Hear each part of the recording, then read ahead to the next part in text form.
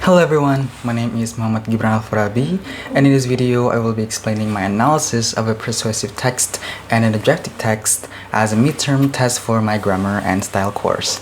For the text, I decided to reanalyze from a previous assignment that my friend and I have worked on. So, for this analysis, I am based on a formal letter about student visa delays that we worked on during our internship together. Unlike the earlier assignment, my focus now is to reanalyze them using a stylistic framework to see how grammar and rhetorical choices shape each version differently. I'll break the analysis into 4 parts. The first one is sentence variation and voice. The second one is emphasis strategies. The third one is register, tone, and formality. And the fourth one is how the persuasive and objective styles compare. First, let's look at how both texts use grammar, that is sentence structure and voice. So, sentence structure shows how simple or complex the writing is, while voice affects how direct or distant the message feels. In the persuasive version, we got a mix of short, punchy phrases and longer layered sentences that build urgency. For example, this delay is not just inconvenient, it is also overwhelming. That quick shift makes the message feel emotional and immediate. This version also relies on active voice to show clear cause and effect, like in this delay is forcing them to miss blah blah blah blah, which makes their tone sound more assertive and direct. Meanwhile, in the objective version, the sentences are longer and more complex, helping us connect ideas in a careful, more formal way. For instance, with academic deadlines approaching, there is a significant risk that delays in visa issuance may prevent the students from beginning their studies on time.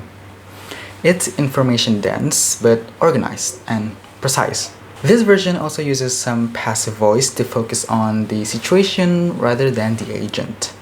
By leaving out who's responsible, the text stays neutral while still conveying urgency. Now, let's move on to how the text uses emphasis.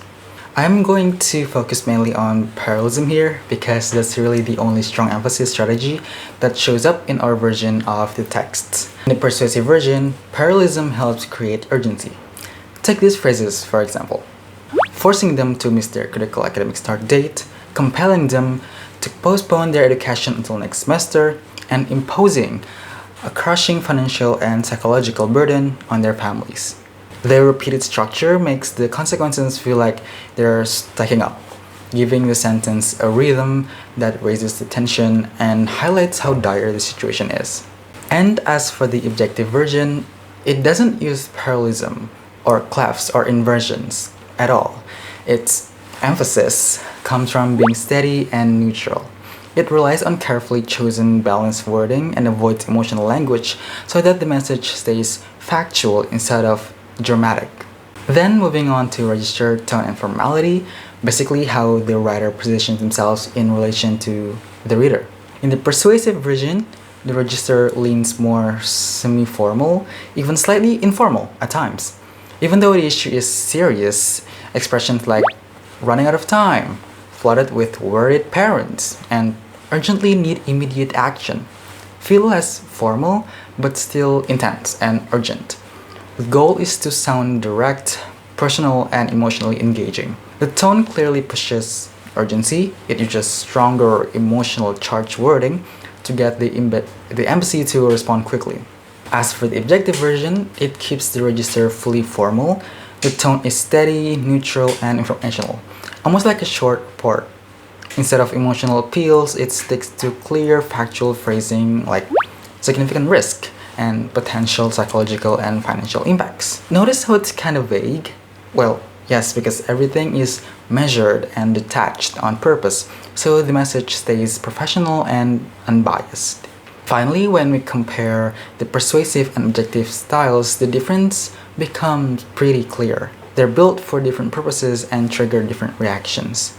And a lot of that comes down to their grammar. In the persuasive version, we get into it more personally and use a stronger, more emotional tone to push the embassy to act. It relies on active voice and parallelism to create urgency and make the situation feel too pressing to ignore. Meanwhile, the objective version stays calm and neutral. Its goal isn't to urge immediate action, but to present the issue clearly and professionally. This matches academic or report-like writing, focusing on facts, risks, and outcomes. Grammatically, it leans on passive constructions and a consistently formal tone to keep things balanced, giving the emphasis information without added emotional pressure.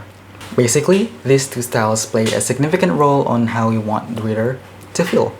So, to conclude, these stylistic choices really shape how the text comes across.